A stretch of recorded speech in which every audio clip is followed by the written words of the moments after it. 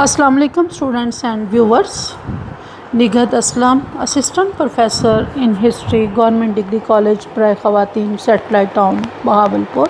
Students, आज हम दो कौमी नज़रिया के बारे में पढ़ेंगे।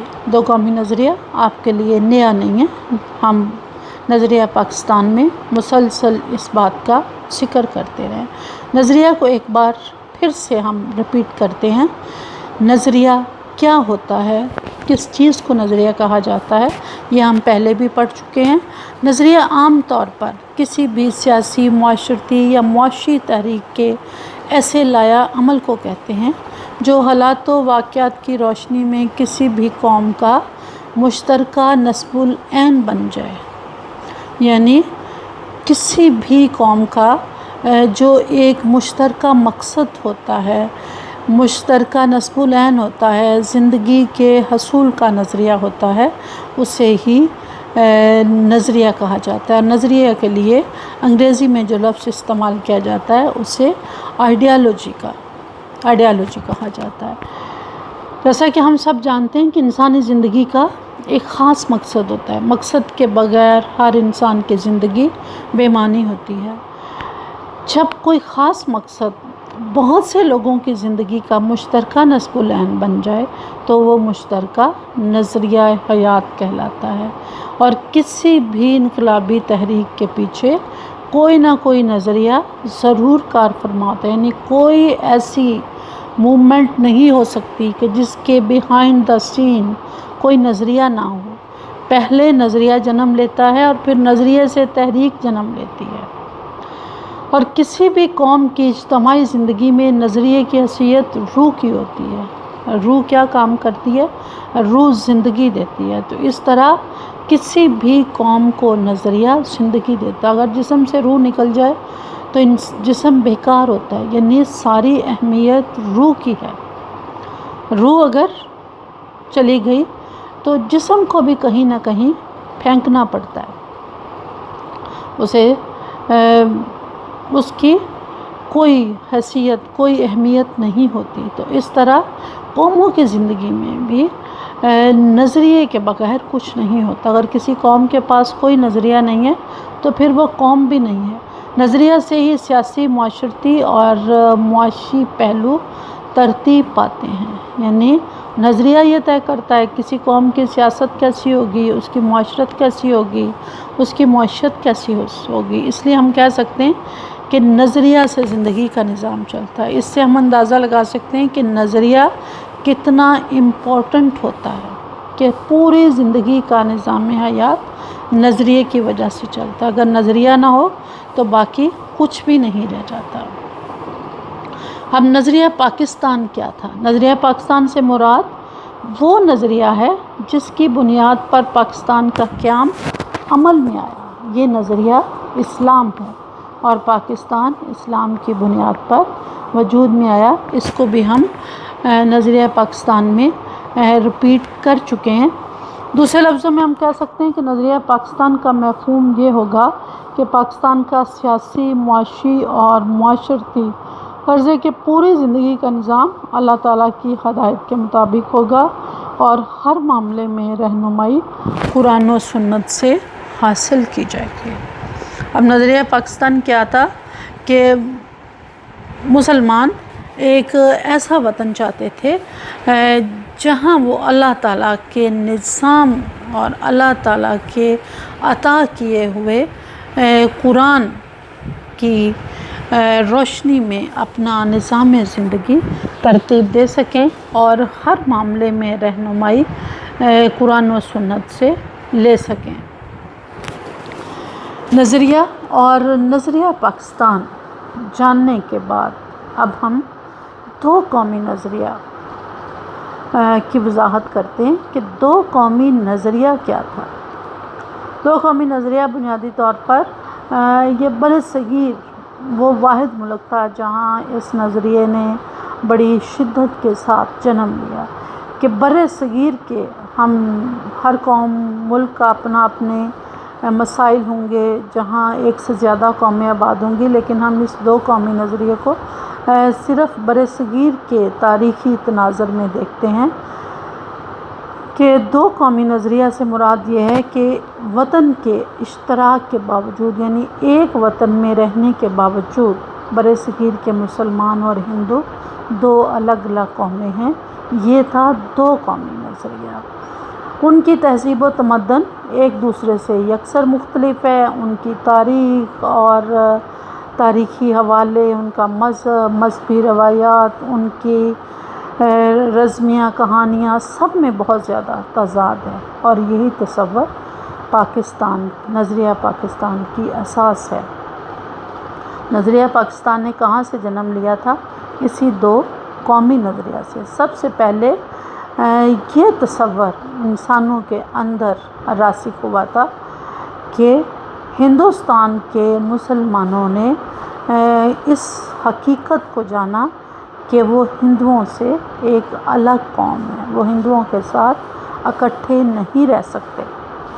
قیام پاکستان اور مسلمانوں کی تحریک آزادی کی سب سے بڑی وجہ دو قومی نظریہ تھا۔ دو قومی نظریہ کا مطلب یہ تھا کہ ہندوستان میں ہر لحاظ سے دو قومیں آباد ہیں، جن کا طرز زندگی، طرز معاشرت ایک دوسرے سے الگ تھلگ ہے۔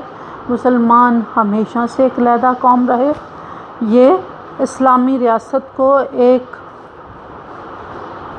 مختصر،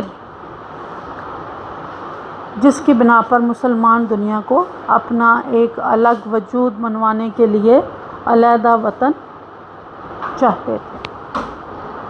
کیونکہ وہ ہندوؤں سے الگ تھے، ان کی خواہش تھی کہ ان کی ایسی ریاست ہو جس میں وہ اپنے طریقے کے مطابق اپنی زندگی گزار سکیں۔ اسلام اور دو قومی نظریہ۔ اب ہم دو قومی نظریے کو اسلام کے تناظر میں دیکھتے ہیں۔ اسلام کی روح سے لوگوں کی دو اقسام بیان کی گئی ہیں، وہ لوگ جو کافر ہیں اور وہ لوگ جو مسلمان ہیں۔ یعنی قرآن نے پورے انسانوں کو دو حصوں میں تقسیم کیا، ایک وہ لوگ جو کہ قرآن کو مانتے ہیں، اور دوسرے وہ جو قرآن کو نہیں مانتے۔ یعنی بنیادی طور پر اسلام کافر اور مسلمان کے درمیان فرق روا رکھے ہوئے ہے۔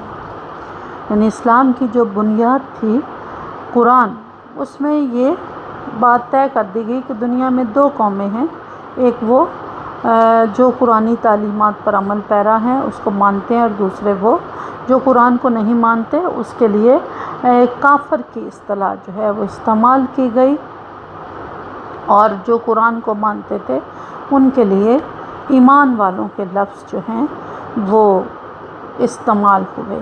تو یہیں سے قرآن سے ہی اسلام نے طے کر دیا کہ دنیا میں صرف دو ہی قومیں ہیں، اور اسی تاریخی تناظر میں ہندوستان کے مسلمانوں نے اپنے آپ کو تقسیم کیا کہ ایک وہ قوم جو قرآن کو مانتی ہے، اور دوسری وہ قوم جو قرآن کو نہیں مانتی۔ اس میں ہندوؤں کے علاوہ دیگر لوگ بھی شامل تھے، کیونکہ ہندوستان میں کبھی بھی یہ کوئی دو ہندو اور مسلمان نہیں تھے، بلکہ سکھ تھے، جین، بدھ، عیسائی۔ لیکن ان تمام لوگوں کو ہندوؤں کے ساتھ شو کیا گیا، اور وہ لوگ جو مسلمان تھے وہ ان سب سے الگ تھے۔ دو قومی نظریے کو ہم قرآن پاک کی تعلیمات کی روشنی میں دیکھتے ہیں۔ اللہ تعالیٰ کا ارشاد ہے کہ نوح انسان شروع میں ایک امت تھے، ان میں اختلافات پیدا ہونے لگے تو خداوند کریم نے انبیاء کا سلسلہ شروع کیا اور قوانین بھی نازل کیے۔ ایک اور جگہ قرآن پاک میں ارشاد ہوتا ہے خداوند نے تم سب کو پیدا کیا، پھر تم میں سے ایک گروہ پیدا کیا، جس نے انسانیت کی زندگی سے انکار کر دیا، اور دوسرے گروہ نے اسے تسلیم کر لیا۔ اس فرمان الہی کے تحت دنیا دو گروہوں میں تقسیم ہوگی، بلند سطح زندگی سے انکار کرنے والوں کو کافر اور حقیقی زندگی تسلیم کرنے والوں کو مومن کہا گیا۔ دو قومی نظریہ کو ہم انبیاء کرام کی تعلیمات کی روشنی میں دیکھتے ہیں۔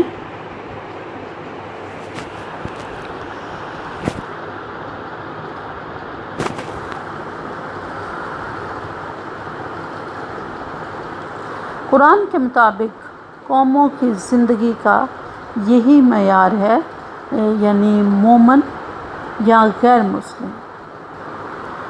اس معیار کو اگر ہم دیکھیں تو انبیاء کرام کی زندگیوں میں واضح فرق نظر آتا ہے۔ جیسے حضرت نوح علیہ السلام ایک طرف، ان کا بیٹا دوسری طرف، حضرت ابراہیم ایک طرف، ان کا باپ آزر دوسری طرف۔ حضرت ابراہیم نے اسی بنا پر ان سے قطع تعلق کیا تھا کیونکہ وہ حقیقی زندگی کو پسند نہیں کرتا تھا۔ یعنی شروع دن سے جب سے یہ دنیا بنی ہے تو دنیا میں یہی گروہ کارفرما رہے، ایمان اور حقیقی زندگی کو ماننے والے، ان کا انکار کرنے والے۔ اگر انکار کرنے والا خواہ اپنا باپ ہو خواہ بیٹا ہو، ان خونی رشتوں کے باوجود وہ اس جماعت کا رکن نہیں بن سکتا۔ حضرت نوح کا بیٹا بھی باپ کی نافرمانی کرنے والوں، باپ کی نافرمانی کرنے کی وجہ سے اس کا انجام بھی اسی گروہ کے ساتھ ہوا جو کہ کفر کرتا تھا۔ نبی کریم صلی اللہ علیہ وسلم فرماتے ہیں کہ جو شخص میری پیروی کرتا ہے، خواہ وہ کسی قبیلے کا فرد اور کسی وطن کا باشندہ ہو، وہ میرے اپنوں میں سے ہے۔ جو میرے اپنے کسی دوسرے راہ پر چلیں وہ میرے لیے غیر ہیں۔ اب آپ کا پورا ایک قبیلہ تھا، برادری تھی، لیکن وہ جنگ بدر میں آپ کے بے شمار رشتہ دار آپ کے خلاف لڑنے آئے تھے، بے شمار صحابہ کے رشتہ دار ان کے، حتیٰ کہ حضرت ابوبکر صدیق کا بیٹا کفار کی طرف سے آیا تھا۔ اور ایک موقع پر ایمان لانے کے بعد اس نے ایک دفعہ اپنے باپ سے کہا کہ جنگ کے دوران لڑتے لڑتے ایک دفعہ میری تلوار کی زد میں آ گئے تھے لیکن میں نے آپ کو چھوڑ دیا۔ تو جواب میں انہوں نے کہا کہ اگر تم میری تلوار کی زد میں آ جاتے تو میں تمہیں کبھی نہ چھوڑتا۔ یعنی یہ نظریہ اتنی مضبوط، اتنی بڑی چیز ہوتا ہے کہ ایک نظریے کی خاطر دو باپ بیٹا ایک دوسرے سے الگ ہو جاتے ہیں، کیونکہ جب دونوں کا نظریہ الگ ہوگا تو دونوں کی جماعت بھی الگ ہوگی۔ تو اس سے ہم اندازہ لگاتے ہیں کہ نظریہ جماعت بھی بناتا ہے، اور حقیقی رشتوں کو یہی نظریہ دور کر دیتا ہے۔ ارشاد ربانی ہے کہ مومنین کی جماعت کے افراد ایک دوسرے کے دوست اور چارہ ساز ہیں، یعنی جو ایک جماعت کے فرد ہیں جو حق کو تسلیم کرتے ہیں، قبول کرتے ہیں، وہ ایک دوسرے کے دوست ہیں۔ اور قرآن پاک میں ہی ارشاد ربانی کہ غیر مسلم کبھی تمہارے دوست اور بہی خواہ نہیں ہو سکتے، بلکہ جب بھی انہیں موقع ملے گا وہ تمہیں نقصان پہنچائیں گے، ان کی خوشی تمہارے نقصان میں ہے۔ اسلامی تصور اور نظریہ کے تحت مسلمان غیر مسلم حکمرانوں کے ماتحت زندگی نہیں گزار سکتے۔ دو قومی نظریہ کو ہم نے اسلام انبیاء کرام کے تناظر میں دیکھا تو اس سے ہمیں واضح ہو گیا کہ نظریہ دنیا میں ہمیشہ سے ہی موجود رہا، اور دو قومی نظریہ بھی موجود رہا، کیونکہ ہندوستان کے تناظر سے ہٹ کر اگر ہم اسے وسیع تناظر میں دیکھیں تو دنیا میں ہر جگہ دو قومی نظریہ ہمیں نظر آتا ہے۔ ایک طرف ایک جماعت، دوسری طرف دوسری جماعت۔ ایک جماعت حق کو قبول کرنے والی، دوسری حق کا انکار کرنے والی۔ تو جب سے دنیا وجود میں آئی ہے دو قومی نظریہ ہر مذہب کی زندگی میں موجود رہا، اور اسی طرح یہ نظریہ اسلام میں آیا، اور جہاں جہاں مسلمان آباد ہوئے وہاں یہ نظریہ ان کی زندگیوں میں کار فرما رہا۔ ہم نظریہ پاکستان کی کچھ تعریفیں جو کہ متعین کی گئیں وہ بھی دیکھتے ہیں۔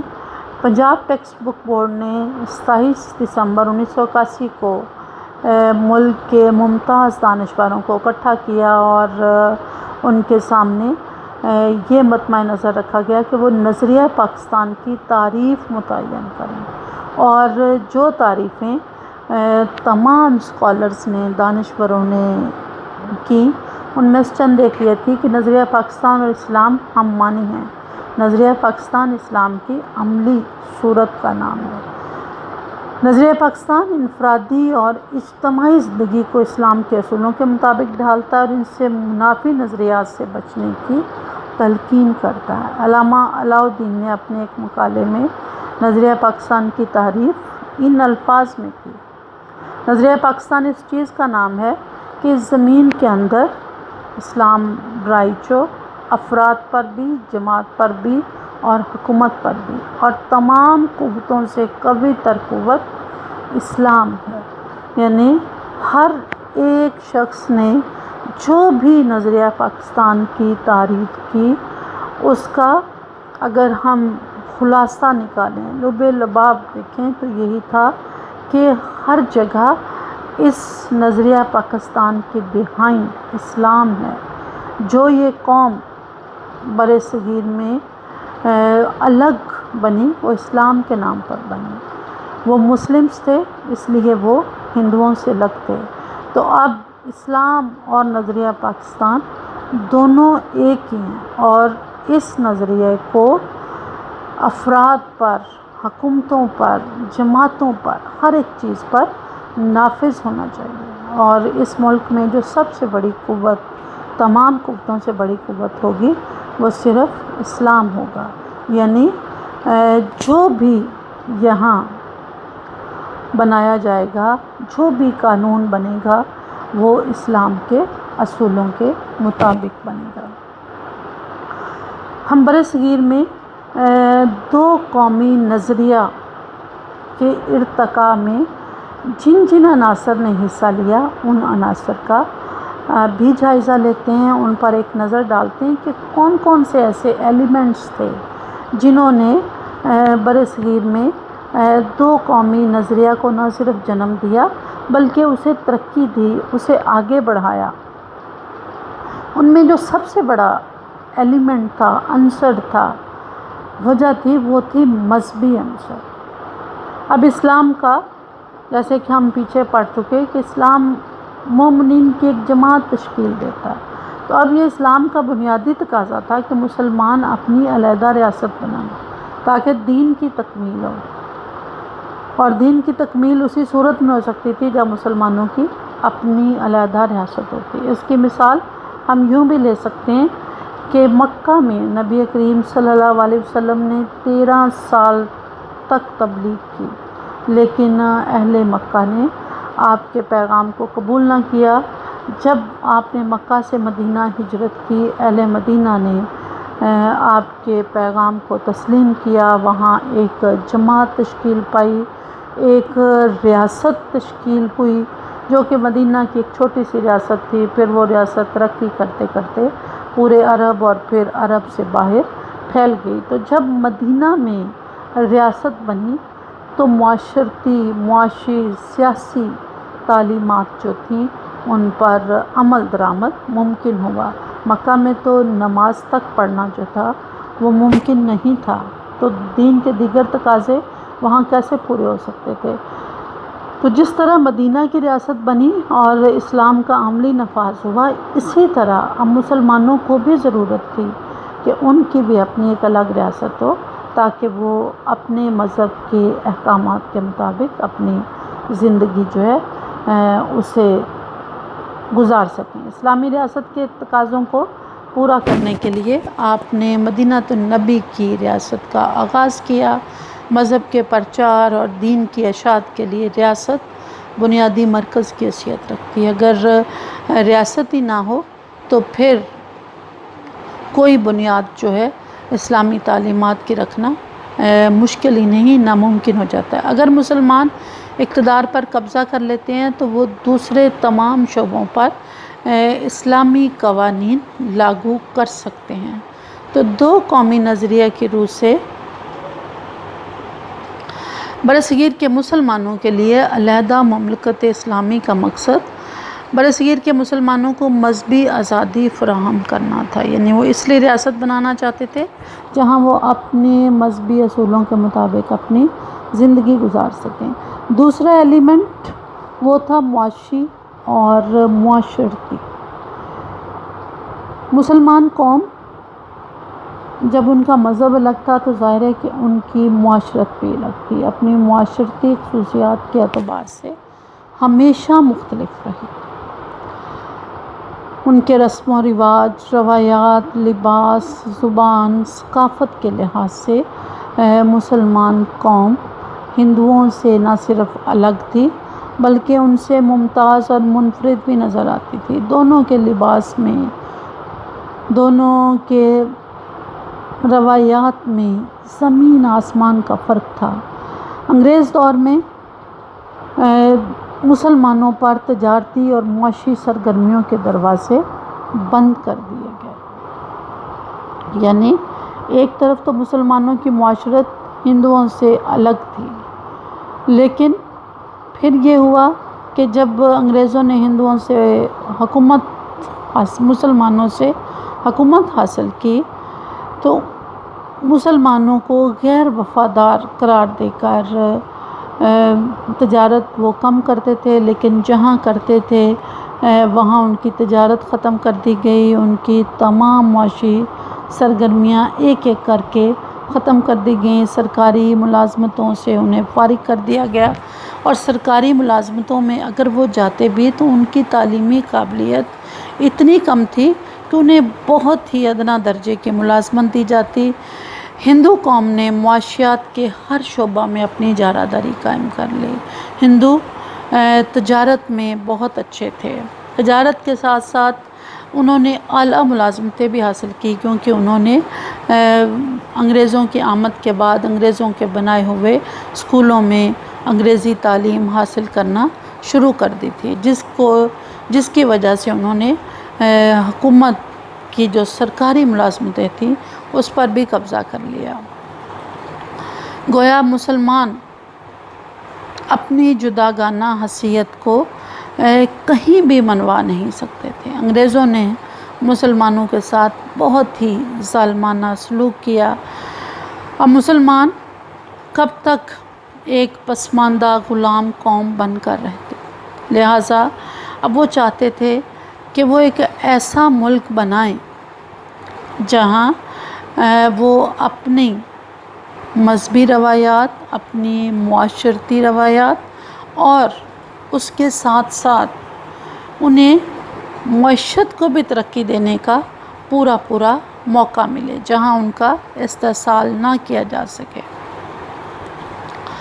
اور دو قومی نظریہ نے ان کے اندر طلب پیدا کی، انہیں احساس دلایا کہ چونکہ وہ الگ ہیں لہٰذا انہیں الگ وطن کی بھی ضرورت ہے۔ جغرافیائی عنصر بھی اس میں بڑا ہی اہم کردار ادا کر رہا تھا۔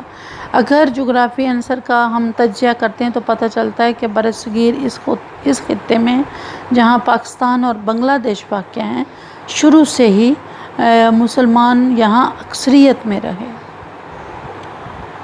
یعنی وہ خطے وہ علاقے جو آج پاکستان میں شامل ہیں، یہاں پر شروع سے ہی مسلمانوں کی اکثریت تھی، اور بنگلہ دیش جو پہلے مشرقی پاکستان تھا اس علاقے میں بھی مسلمان اکثریت میں تھے، اور مسلمانوں کا ہمیشہ وہاں غلبہ رہا۔ تو جغرافی عنصر میں دو قومی نظریے نے بھی بڑا اہم کردار ادا کیا، اور جہاں وہ اکثریت میں تھے وہاں ان کی خواہش تھی کہ ان کا ایک الگ وطن جو ہے وہ بنے، جہاں وہ امن و امان سے اپنی زندگی کو گزار سکیں۔ ثقافتی عنصر نے بھی اس میں بڑا اہم کردار ادا کیا۔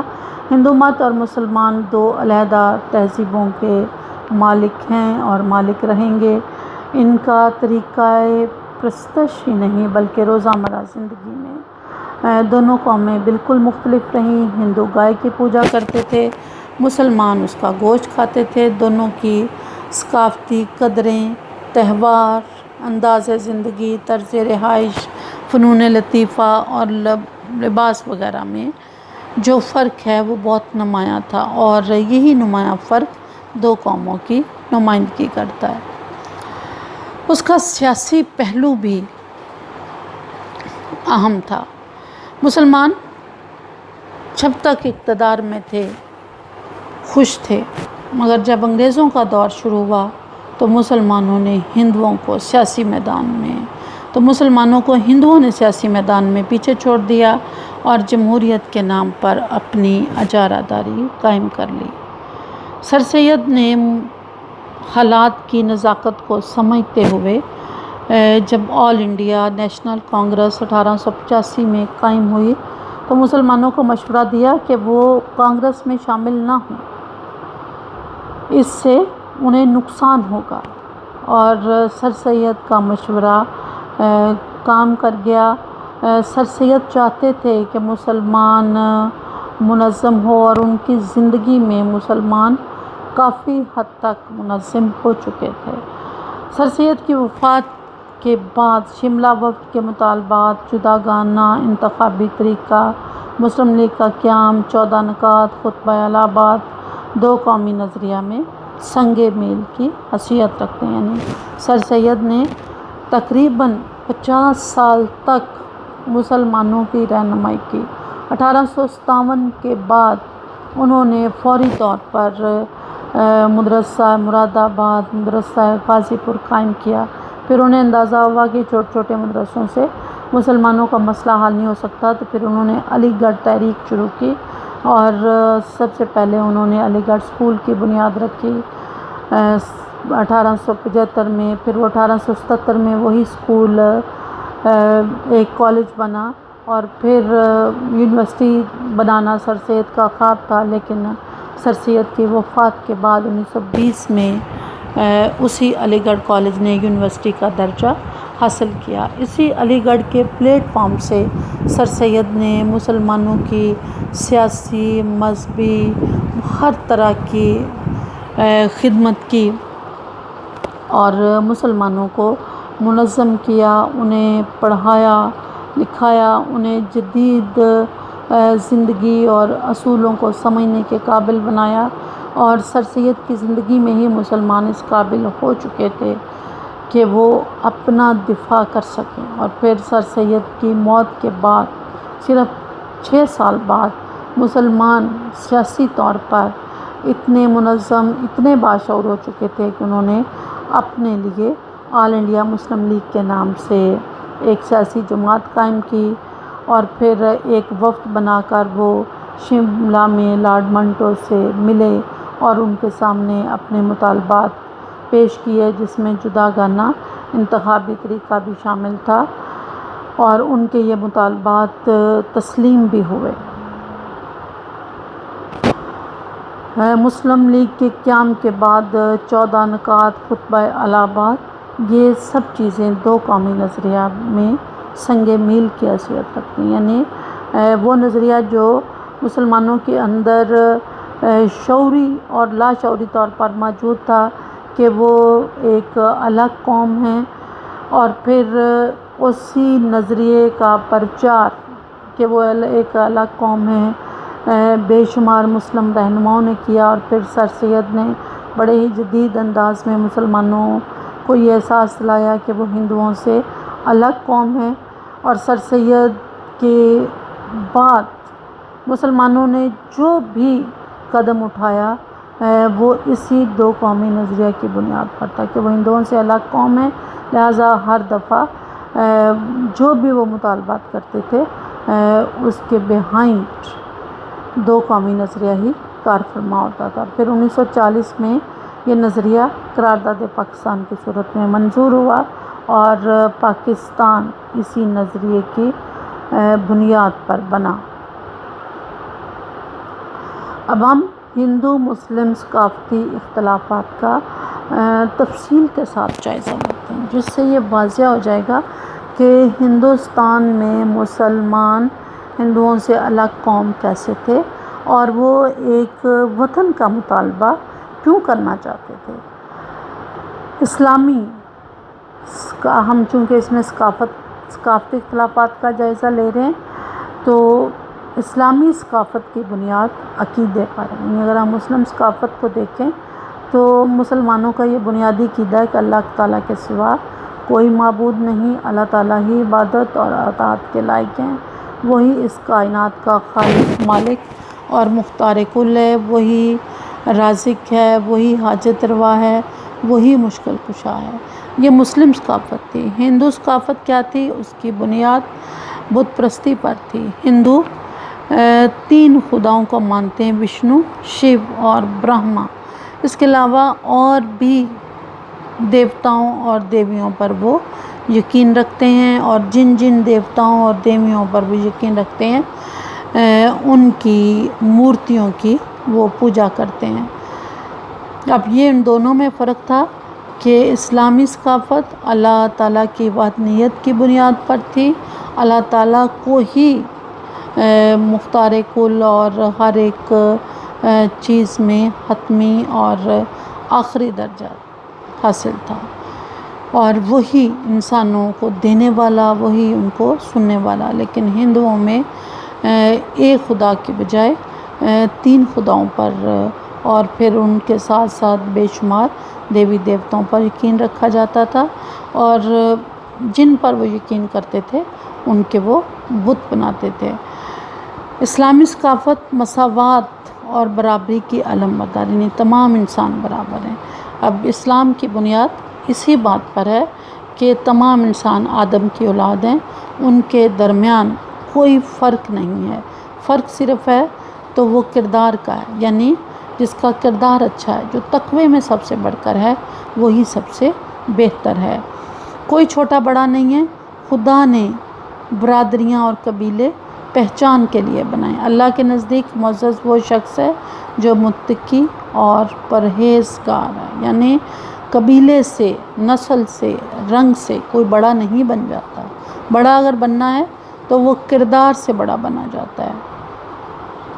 اب ایک طرف اسلام مساوات اور برابری کی بنیاد پر اپنی قوموں کے درمیان تعلق کی بنیاد رکھ رہا ہے، اور دوسری طرف ہندوؤں کے ہاں ہندو ثقافت ذات پات کے بندھنوں میں جکڑی ہوئی ہے۔ ہندوؤں کے ہاں 4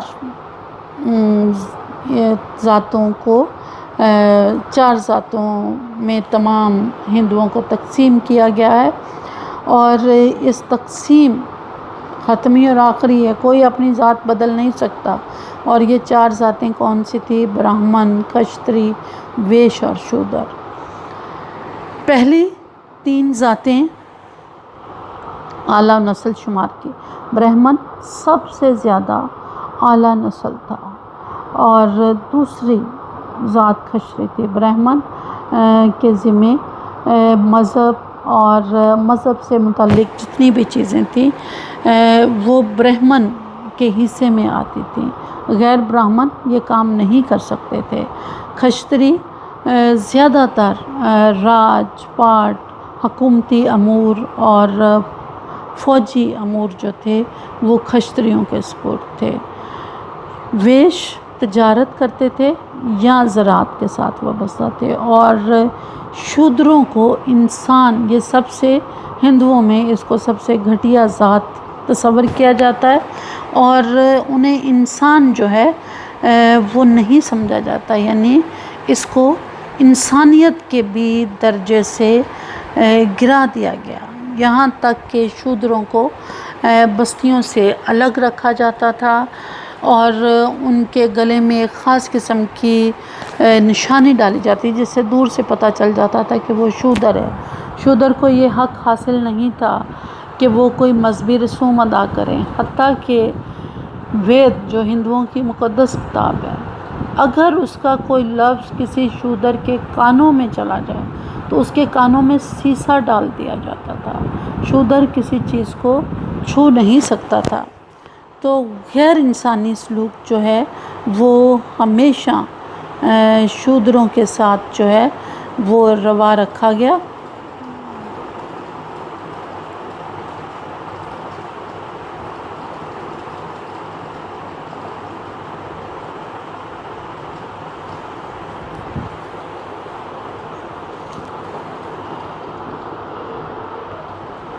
اسلام کے نزدیک کوئی اعلیٰ اور ادنیٰ مخلوق نہیں ہے، بلکہ اخلاق کو کردار کے لحاظ سے بنتا ہے، اور اخلاق کردار سے گر کر ادنا ہو جاتا ہے۔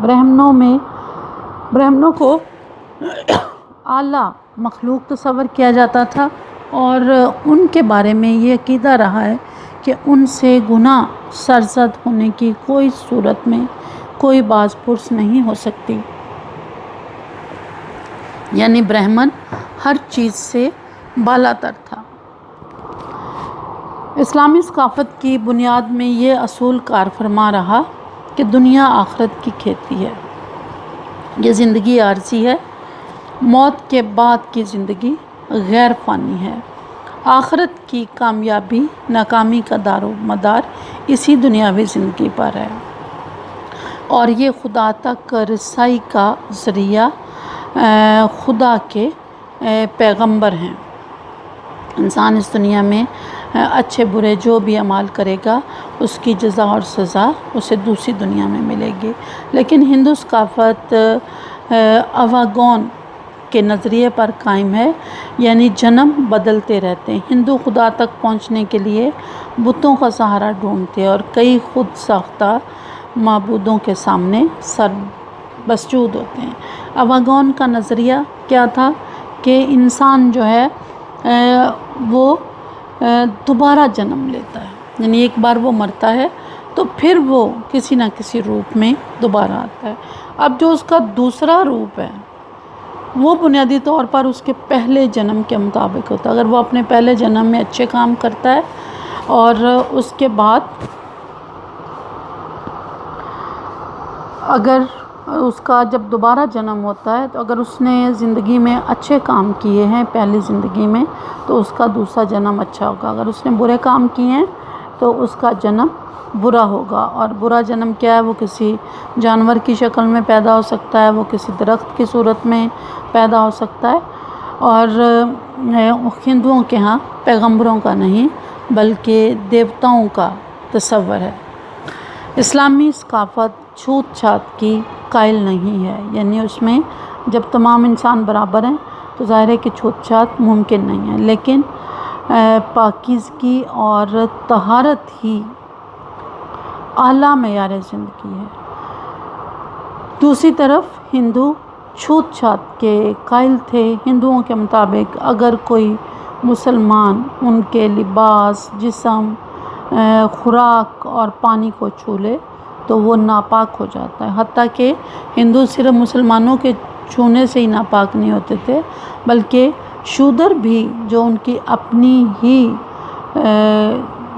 لوگ تھے اور چوتھی ذات سے تعلق رکھتے تھے، اگر وہ بھی چھو لیں تو چیزیں ناپاک ہو جاتی ہیں۔ مسلمان اپنے مردوں کو دفن کرتے ہیں جبکہ ہندو اپنے مردوں کو جلاتے ہیں۔ مسلمانوں کے رہن سہن، خوراک، لباس، شادی بیاہ کی تقریب سے غرض ہر شعبہ زندگی میں اسلامی تعلیمات کی جھلک نظر آتی تھی، جبکہ ہندوؤں کے رہن سہن، خوراک، لباس، شادی بیاہ کی تقریب میں ہندو مت کی جھلک نظر آتی تھی۔ اسلامی ثقافت میں گانا، موسیقی، رقص کی کوئی گنجائش نہیں، جبکہ یہی چیزیں ہندوؤں کی ثقافت اور مذہب کا لازمی حصہ ہیں۔ اسلامی ثقافت میں بیوہ کی شادی اسے اجازت بھی ہے اور اس کو پسندیدہ فعل بھی قرار دیا گیا، لیکن ہندوؤں میں بیوہ کی شادی ممنوع تھی، بلکہ بعض اوقات بیوہ کو اس کے شوہر کے ساتھ ہی زندہ جلا دیا جاتا تھا، یعنی جیسے ہی شوہر کا انتقال ہوتا تو جب اس کی چتا جلائی جاتی تو اس کی زندہ بیوی اس کی چتا میں پھینک دی جاتی تھی۔ انگریزوں نے اس ظالمانہ رسم کا خاتمہ کیا تھا۔ اسلامی ثقافت جدت پسند بھی ہے، یہ اپنے آپ کو جدید اور بدلتے ہوئے حالات اور تقاضوں سے ہم آہنگ کرنے کی پوری صلاحیت رکھتی ہے، جبکہ ہندو ثقافت قدامت پسند ہے اور اپنے قدیم اصول و ضوابط پر وہ ہمیشہ فخر کرتے ہوئے نظر آتے ہیں۔ اسلامی ثقافت عالمگیر اور اعلیٰ ہے، اس میں وسعت ہے، کشادگی ہے۔ اسلام ایک عالمگیر مذہب ہے اور مسلمان دنیا کے ہر خطے میں آباد ہیں، جبکہ ہندو ثقافت محدود تھی، علاقائی تھی، کیونکہ ہندو صرف ہندوستان تک محدود تھے، اور جب وہ ہندوستان تک محدود تھے تو پھر وہ وسعت اور افاقیت سے بھی محروم رہے۔ قیام پاکستان اور مسلمانوں کی تحریک آزادی کی سب سے بڑی وجہ دو قومی نظریہ تھا۔ ہم نے بڑی تفصیل سے جائزہ لیا کہ ہندو اور مسلمان الگ الگ کن کن پہلوؤں سے تھے اور کس طرح تھے۔ تو جب اتنا زیادہ اختلاف تھا تو ظاہر ہے کہ اتنے زیادہ اختلاف میں دو قومی نظریے کا پیدا ہونا یقینی تھا، اور بار بار ہم اس بات کو رپیٹ کرتے ہیں کہ دو قومی نظریہ کا مطلب تھا کہ ہندوستان میں دو قومیں آباد ہیں جن کا طرز زندگی، طرز معاشرت اور ثقافت ایک دوسرے سے مختلف ہیں، اور مسلمان ہمیشہ سے ہی ایک علیحدہ قوم رہے ہیں۔ دو قومی نظریہ ہر دور میں پیش کیا جاتا رہا۔ جن لوگوں نے دو قومی نظریے کو بڑے پرزور انداز میں ہندوستان میں پیش کیا، ان میں مجدد الافسانی، شاہ ولی اللہ، سر سید احمد خان، علامہ اقبال شامل تھے، اور پھر قائد اعظم نے اس نظریے کو بڑھایا اور پاکستان کی بنیادیں اسی پر قائم ہوئیں۔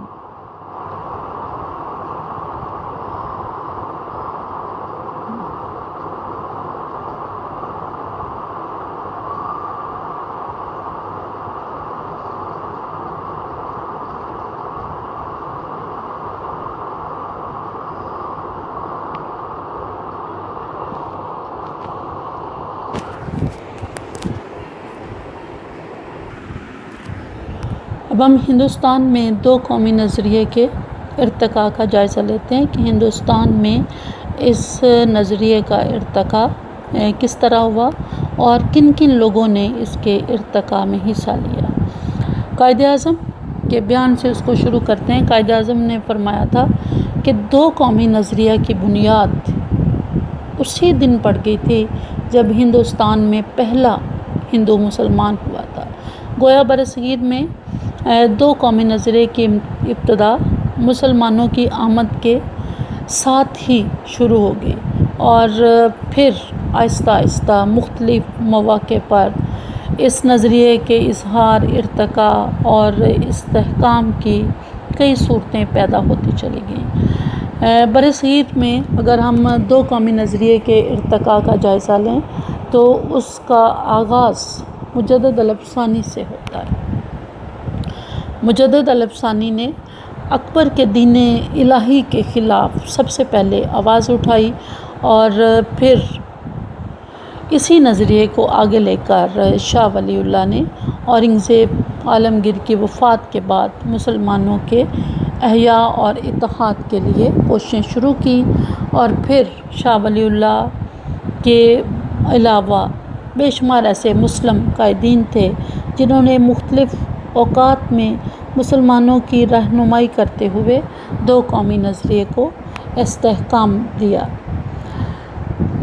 ان سب قائدین کی زندگیوں میں ہم دو قومی نظریہ کس کس طرح سے انہوں نے پروان چڑھایا، تفصیل سے اس کا جائزہ لیتے ہیں۔ مجدد الافسانی اور دو قومی نظریہ۔ مجدد الافسانی نظریہ وحدت الوجود، متحدہ قومیت اور وحدت ادیان کا درس دیتے ہیں۔ نظریہ وحدت الوجود نظریہ وحدت الشہود کے مد مقابل مجدد الافسانی نے اس کو تشکیل دیا تھا۔ اس کی روح سے تمام مذاہب کی بنیاد ایک ہے۔ اسی فلسفے نے گرو نانک، بھکت کبیر، رامانند اور مسلم صوفیہ کو ایک صف میں کھڑا کر دیا تھا۔ مجدد الافسانی نے مسلمانوں کو ذہن نشین کروایا کہ وہ اپنے جداگانہ تشخص کو ہر حالت میں برقرار رکھیں اور تاریکی کے اس دور میں اسلامی رسومات کے تحفظ کا ہر ممکن اہتمام کریں۔ مجدد الطلب ثانی کا قول ہے کہ اسلام کی عزت کفر اور کفار کی ذلت میں ہے۔ برصغیر کے وہ پہلے شخص ہیں جنہوں نے دو قومی نظریے کا پرچار کیا۔ بعد ازاں اسی دو قومی نظریے کی بنیاد پر مسلمان اپنے لیے ایک الگ وطن حاصل کرنے میں کامیاب ہو گئے۔ مجدد الطلب ثانی کے بعد دوسرے شخص جنہوں نے اس نظریے کی آبیاری کی وہ شاہ ولی اللہ تھے۔ انہوں نے اورنگزیب عالمگیر کی وفات کے بعد مسلمانوں کی رہنمائی کا فریضہ سر انجام دیا اور تعلیم کے ذریعے اپنی تصانیف کے ذریعے وہ برصغیر کے مسلمانوں کو یہ باور کرانے کی کوشش کرتے رہے کہ مسلمان جو ہیں وہ ہندوؤں سے ایک الگ قوم ہے۔ شاہ ولی اللہ بھی مجدد الطلب ثانی کی طرح دو قومی نظریہ کے زبردست حامی تھے۔ انہوں نے مسلمانوں کو یہ ہدایت کی تھی کہ وہ اپنی اسلامی تاریخ، تمدن، تاریخی روایات، اسلامی ثقافت اور اپنے ملی ورثے کو ترقی دیں، اپنے جداگانہ تشخص کو ہر حالت میں برقرار رکھیں اور غیر اسلامی رسموں کو ترک کر دیں۔ شاہ ولی اللہ نے اسلام کو ہندو مت میں جذب کرنے کی جتنی بھی کوششیں تھیں سب کو ناکام کیا اور بعد ازاں یہی دو قومی نظریہ تحریک پاکستان کی اساس بنا۔ دو قومی نظریے کے جدید بانی سر سید احمد خان تھے۔ 1857 کی جنگ آزادی میں ناکامی کے بعد مسلمان برصغیر میں سخت بحران کا شکار ہو گئے۔ جنگ کی تمام تر ذمہ داری مسلمانوں پر ڈال دی گئی اور مسلمانوں کو مجرم قرار دیتے ہوئے انہیں ہر میدان زندگی میں نقصان پہنچایا گیا۔ سر سید احمد خان نے اس برے وقت میں مسلمانوں کی فلاح کا بیڑا اٹھایا اور 1867 میں سر سید نے جب اردو ہندی تنازع اپنے پورے زور پر تھا یہ کہا کہ برصغیر کے مسلمان اور ہندو دو علیحدہ قومیں، اس سے پہلے وہ ہمیشہ مشترکہ قومیت کے حامی رہے تھے، لیکن اردو ہندی تنازع کے بعد انہیں احساس ہوا کہ یہ دونوں الگ قومیں ہیں اور انہوں نے یہ کہا کہ میں اس بات کا قائل ہو چکا ہوں کہ برصغیر کے مسلمان اور ہندو دو علیحدہ قومیں، یعنی پہلی مرتبہ انہوں نے مسلمانوں کے لیے ایک علیحدہ قوم کا لفظ استعمال کیا۔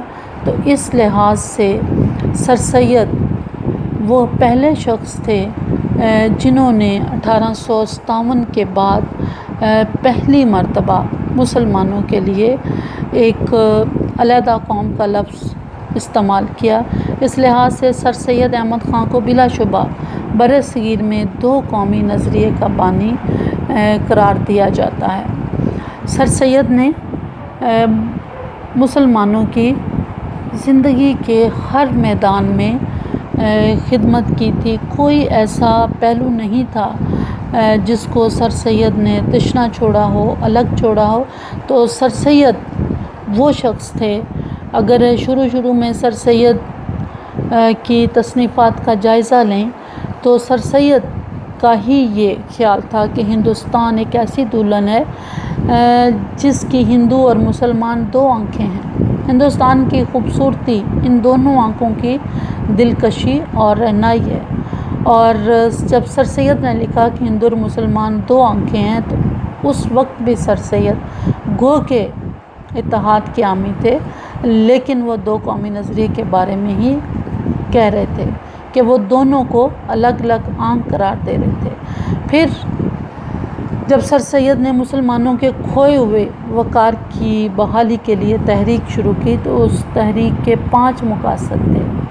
انگریزوں کے دلوں سے بد دلی اور بدگمانی کو جو مسلمانوں کے متعلق تھی اس کو دور کرنا، انگریز حکمرانوں اور مسلمانوں کے درمیان بہتر تعلقات قائم کرنا، مسلمانوں کی تعلیمی فلاح و بہبود اور فلاحی اصلاح کرنا، مسلمانوں کو سیاسی سرگرمیوں کی طرف مائل کرنا، ہندوستان میں بسنے والی دیگر قوموں کے ساتھ بہتر تعلقات استوار کرنا۔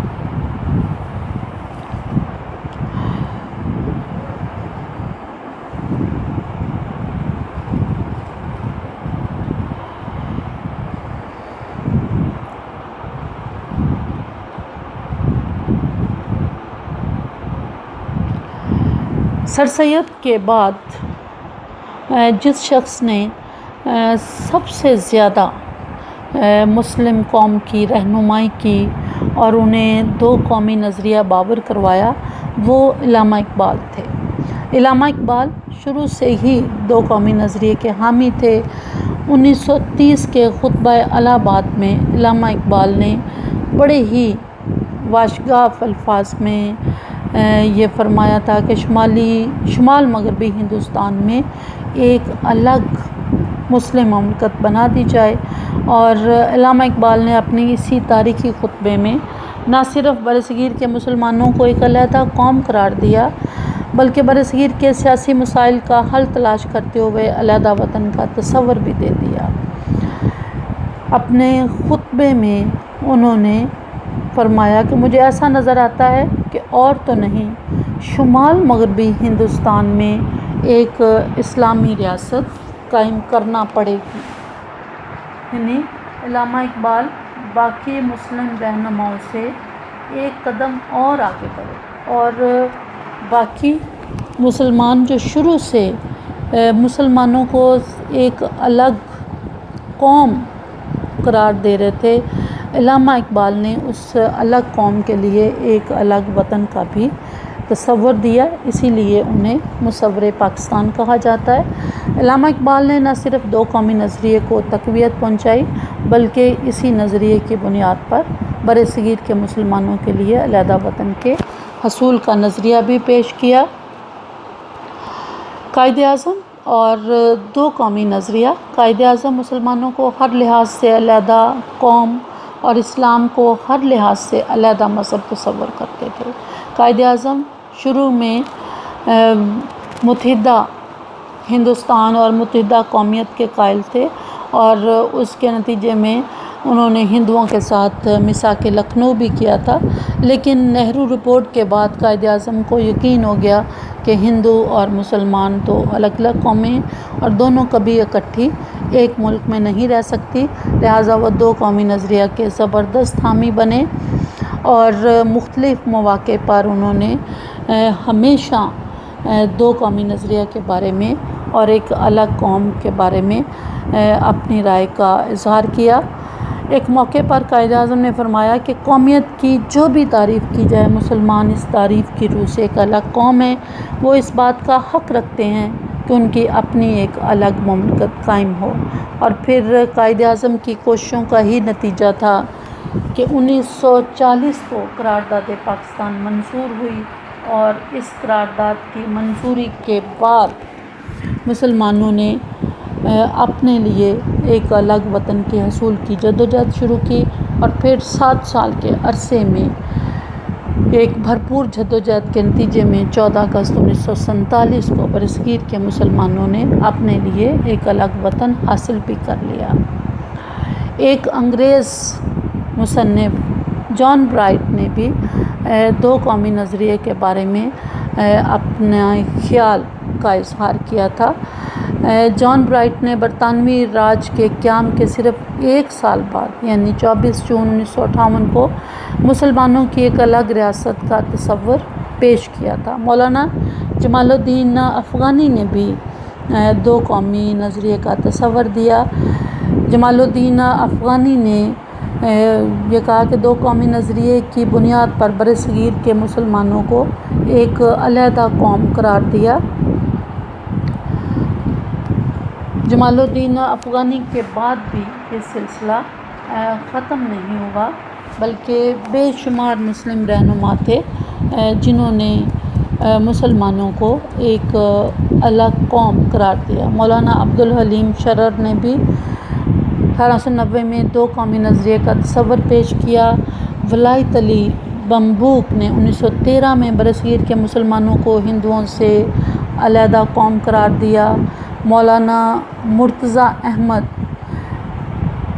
نے بھی 1928 میں دو قومی نظریے کا تصور پیش کیا۔ مولانا اشرف علی تھانوی نے 1928 میں مسلمانوں کو علیحدہ قوم قرار دیتے ہوئے مسلمانوں کی الگ ریاست کے قیام کی بات کی۔ چودھری رحمت علی نے 1933 میں دو قومی نظریے پر مبنی مجوزہ ریاست کا نام بھی تجویز کر دیا۔ علامہ اقبال نے 1930 میں جس ریاست کے بننے کی نشاندہی کی تھی کہ ان علاقوں پر مسلم ریاست بنا دی جائے، چودھری رحمت علی نے ایک قدم اور آگے اٹھایا اور انہی علاقوں سے ایک ایک نام لے کر ایک الگ وطن جو مسلمانوں کا بننا تھا اس کا نام بھی تجویز کیا۔ اور یہ انہوں نے اپنے ایک پمفلٹ میں، اس وقت وہ ایک اسٹوڈنٹ تھے جب انہوں نے یہ نام تجویز کیا تھا۔ تو 1933 میں جب وہ پاکستان کا نام تشکیل دے رہے تھے اس وقت لوگوں نے انہیں ایک محض دیوانے کا خواب قرار دیا تھا، لیکن جو نام 1933 میں بنا، 1947 میں وہ نام ایک حقیقت بن گیا۔ دو قومی نظریے کی اہمیت کو جب ہم دیکھتے ہیں تو دو قومی نظریے کو برصغیر کی تاریخ میں بہت زیادہ اہمیت حاصل ہے۔ دو قومی نظریہ ہی وہ نظریہ تھا جس کی بنیاد پر برصغیر کے مسلمانوں نے علیحدہ وطن کے حصول کے لیے نظریہ پاکستان کی تشکیل کی اور پاکستان کے حصول کے لیے تحریک چلائی۔ یقیناً یہ وہی نظریہ ہے جس کی بنیاد پر مسلمانوں کو علیحدہ قوم کا مقام ملا۔ اسی نظریے کے پیش نظر مسلمانوں نے جداگانہ انتخابات کا مطالبہ کیا، اپنے حقوق اور مفادات کے تحفظ کے لیے کوشش کی، اپنے لیے ایک الگ سیاسی جماعت آل انڈیا مسلم لیگ کے نام سے قائم کی، پھر اس جماعت کے پلیٹ فارم سے اپنے لیے ایک الگ وطن کے لیے جدوجہد کی اور پھر یہ اس وطن کو حاصل کیا۔ برصغیر کی تاریخ میں دو قومی نظریہ وہ نظریہ ہے جس کی بنیاد پر برصغیر کے مسلمانوں نے اپنے حقوق کا مطالبہ کیا اور اسی کو بنیاد بنا کر انہوں نے اپنے لیے ایک الگ وطن حاصل کیا۔ تو دو قومی نظریہ کو نظریہ پاکستان میں اور پاکستان کے پس منظر میں بہت ہی زیادہ اہمیت کا حامل سمجھا جاتا ہے، اور یہ نظریہ ختم نہیں ہوا بلکہ یہ نظریہ آج بھی پاکستان کی بنیاد ہے، اور اسی نظریے کو بنیاد بناتے ہوئے نظریہ پاکستان کو مزید مستحکم کیا جا سکتا ہے۔